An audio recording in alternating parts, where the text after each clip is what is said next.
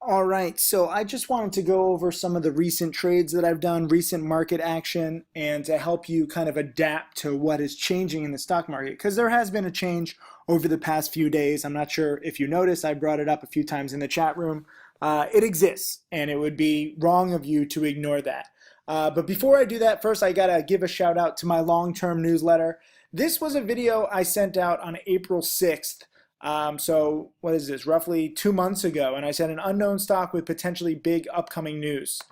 And so this was OHGI. I want to talk about one of my small cap millionaire positions. It is OHGI. Here's a 100-day chart. It has done pretty much nothing. It has had one big spike from basically 160 all the way up to the 380s, come right back down. Here we are at 173. That's pretty much my average. I'm in a little over 10,000 shares. I've been adding in the 180s, 160s, 150s, 170s, and it's not an exact science. It's all about a waiting game. As I said in the beginning, my first alert, they just issued or announced this new product, which I can't pronounce, but it's a Chinese app where you have sponsored telephone calls, where someone can get a free phone call if they listen to a little ad beforehand. You see that if you watch a YouTube video, you have an ad. If you watch TV, you have ads. Now even in movie theaters, you have ads. This is a very simple product, but no one has ever really done it with phone calls before. And I think with China's booming population and a lot of them not being able to afford more expensive phone calls, I think this could be huge. Thinking a product can be huge is one thing. Can they actually make it work? So I bought this back in February, so it's been several months since I've held it. This was when they announced the app, and it skyrocketed. Now the question is, can it skyrocket again, or is this app just going to fade into oblivion? There are signs that the app is doing very well. If you look at their earnings press release. So then I go into detailing, why the app was doing well. This was OHGI 2 months ago. This is OHGI today. It is up to over 5.5. So coulda, woulda, shoulda made 40 grand on my position. I did not have the patience to hold. I don't want you to think that I did. You can see here, right before it started spiking, it had this weird gap down with no news. And my rule number one is to cut losses quickly. So I cut losses here, and I lost 5 or 6 grand. It was actually one of my biggest long-term losses. But I take away a lot from this trade, because even though I cut losses, I was actually right. And if you watch that whole video, I guess I'll make it free so that you can see my research process so you can learn from it. I was right that they would have follow-up news about the app, and that follow-up news would spike the stock. Not once, not twice, but now 3 times. And this little stupid app that has been downloaded probably in excess of 4 or 5 million times now. Last time they announced it was 3.5, and the time before that it was 3 million. So it's growing.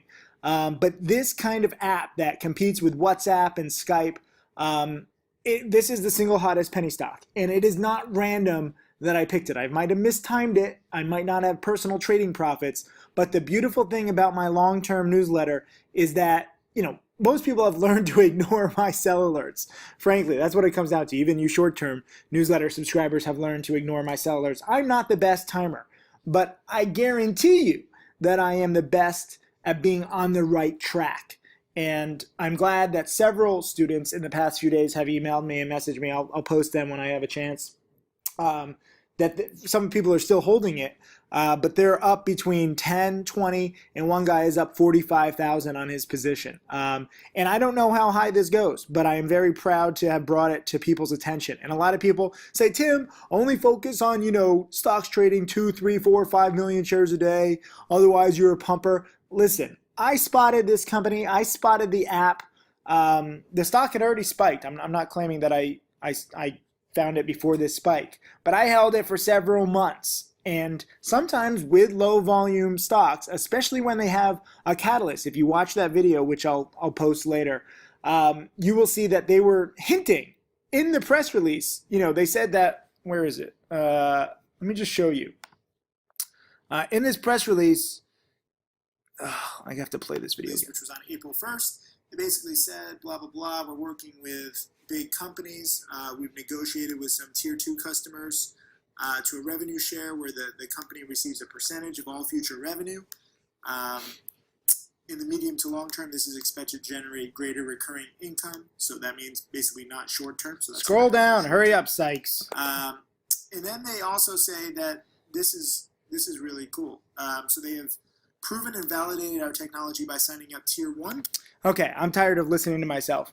This is a 10-minute video. But down here in the press release, it says, where is it? We are very excited about the rollout since we have direct control of marketing efforts. I'm excited to report that we have seen considerable traction and will be reporting on key stats shortly. So this was in early April, and they followed up and they did report on those key stats shortly. So even if you're following a low volume stock, if they have an upcoming catalyst, especially in a sector, the single hottest sector with WhatsApp and Skype and Line, the messaging sector, you got to consider these as potential trades. And trust me, I'm looking for more stocks like it. You don't find stocks in the ones that have the potential to spike up to the 5s in a few weeks like this. And I bought it several times here. I actually nailed this spike in the 170s, if you remember, but I sold in the 2s. I underestimated it. And then I dip bought it in here in the 3s, and I underestimated it again. So I've underestimated it. I don't know how many times anymore, but I was on the right track. And the reason why I say that is not just to brag, like, look at this amazing pick. Everybody join my Small Cap Millionaire newsletter. Okay, maybe you can join my Small Cap newsletter, but I'm not going to time things perfectly ever, probably. More importantly, being on the right track is very, very, very, very important. So take, for example, this morning, CJJD. So this was an earnings winner. You can see clear uptrend, and it actually broke this nice high of 420 up to 460.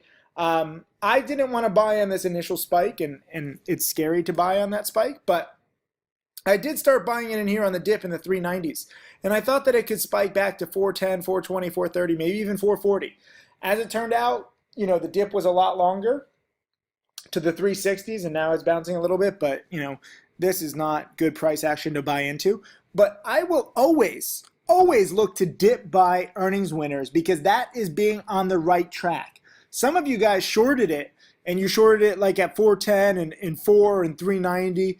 And when it went to like 380 and like 370, you're like, haha, Sykes, you shouldn't buy this stuff. You're an idiot. You should short this. And what you don't understand, and people don't understand this until it's too late, which is the sad reality. When you're making 5, 10, 15 cents on your shorts and saying, haha, Sykes bought it in the 390s and sold in the 390s, I made more than him, you're taking the wrong approach. Because if you were wrong, and trust me, you will be wrong more times than not shorting earnings winners. And when you are wrong, the stock, maybe not this one, maybe not this time, but if it does bounce, it will go from 4 back to 420 or 430 or 440 quicker than you can cover.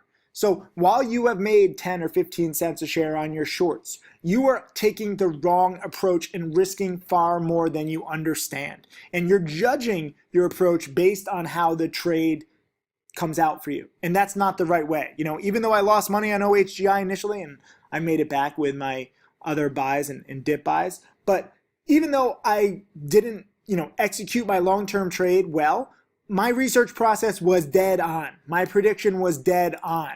And I take away from that for future trades so that I can say, you know what? I'm going to research exactly like this so that I find the next OHGI, and I'm going to do the exact same thing. And whether or not I execute, I will be on the right track. And there is so much to be said for being on the right track. Everybody just judges based on, executions and how a trade turns out, and you're only as good as your last trade. Bullshit. You're only as good as the approach you take. And if your approach is right, your last trade doesn't matter, because you might screw up. You might have missed your last trade. But if you're on the right track, buying earnings winners, dip buying earnings winners, buying stocks like OHGI before they spike 500%, more times than not, you will win. And that is how you grow your account.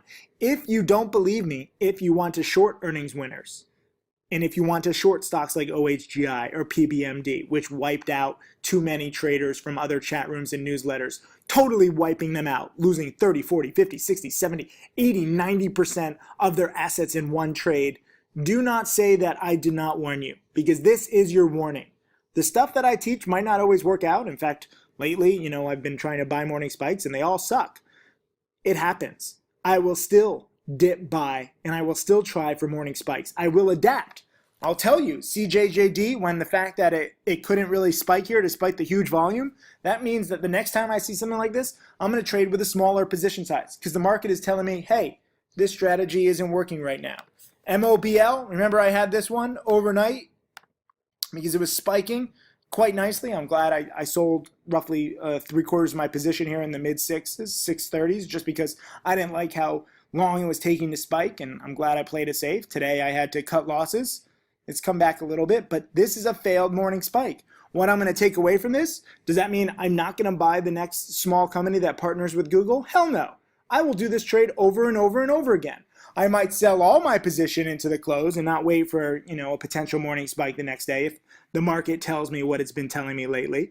Or, I might take a smaller position. So I will adapt, but I will never stop buying earnings winners and contract winners and, stocks with catalysts.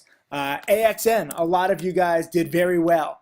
I had a chance to buy it in here in the 270s right before the close, and I didn't do it because they were having a press release the next day and a presentation. And, it turned out that they bombed the presentation, but buying it in here in the 270s, you could have made $1 a share before it actually crashed.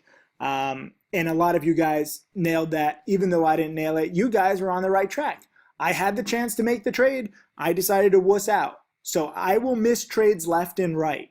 And I will sometimes play it well, like I did selling half of MOBL. And sometimes I will play it terribly, like selling OHGI. Probably I shouldn't have sold all of OHGI. I probably should have sold half. But I get freaked out when a stock gaps down for no reason, especially when it's a speculative penny stock. So I will learn from my OHGI mistake. Next time I have a long-term position, a small cap millionaire newsletter position, that has potential based on, some upcoming news, I'll probably only sell half or maybe sell 3/4 of my position. You don't have to go all in or all out. There are ways to, take smaller positions and you adapt based on how recent trades have done. But the fact that I was literally the only person who spotted, literally the only one. I mean, there's a lot of penny stock newsletters. There's a lot of traders. I was the only one who was watching it for these months. It was not doing anything. And, it had already spiked, so I wasn't like the one, I'm not like Christopher Columbus or Amerigo Vespucci to discover this. It had already spiked, but I remembered it. And I knew that the news and, when the news did come out that it would have potential. So I take very much away from this. And I'm damn proud of my long-term newsletter subscribers who are still holding. I might even buy it again in the short term. It's scary that it's up so much, but if they have more news, it can spike more. But failed trades like my trade this morning on CJJD, I cut the loss. MOBL, I might have made like 2 cents. I don't care. I don't differentiate between making 2 or 5 cents or losing 2 or 5 cents. It's a scratch. I was wrong. It did not spike. MOBL spiked a little yesterday, but I was wrong holding it overnight. CJJD, it spiked 7 cents a share. It did get over 4 for like a few seconds, but then it went right back down. And now it's 30 cents below from where I thought that, it could spike. So I was wrong on that one. What was the other one I was wrong on the other day? I don't know. I can't even remember. The one that I think I would have been really dead on right, but I'm not even going to brag about is NUGN. I said going into this week, this is a potential short. And in last night's watch list, I said NUGN looks to be the next great short. And sure enough, today it's down 40%. I do have to give props to a few challenge students. I believe 3 or 4 of them. G. LeBlue, Lurch the Perch, one other guy, I forget his name, and 2 other guys. There's 4 people total who found shares to short of NUGN. Interactive Brokers had shares to short, and they've been holding it for a few days in the high 3s and mid 4s. And it's just a waiting game. Once this stock starts to get kind of crazy, it's usually the beginning of the end. And now everyone is sitting on $1 or $1.50. Oh, Jerome, he tweeted me. He was short at 441. So he nailed the top exactly, and he's up nearly $2. So there are some shorts. But again, even though I didn't execute, I will take away that I was on the dead on right track about this being a potential short. I couldn't find any shares to short. Most people couldn't find any shares to short. That doesn't take away from the fact that this drop was predictable. And the fact that this stock was predictable and this drop was predictable means that the next pump and dump is going to be predictable. And you better have the right broker. Lately, Interactive Brokers and E-Trade have been my top two brokers with shares to short. So, you know, everything is kind of a sliding scale. When one broker doesn't have shares to short, it's okay to move some assets into another broker that has been doing better lately. E-Trade, I have ripped on for years. And now, you know, I opened up a $30,000 account. Now my account is nearly $90,000 in, 4 months. I've nearly tripled my account. I'll do a whole video lesson on how I tripled it, you know, trade by trade when I hit 90,000. I think I'm at like 85,000. But, you know, E-Trade is a broker that I've ripped on for so long, and now they've become my favorite broker. So don't get married to stocks. Don't feel like you have to execute perfectly. This game is all about learning lessons from your recent trades, seeing how the market is changing.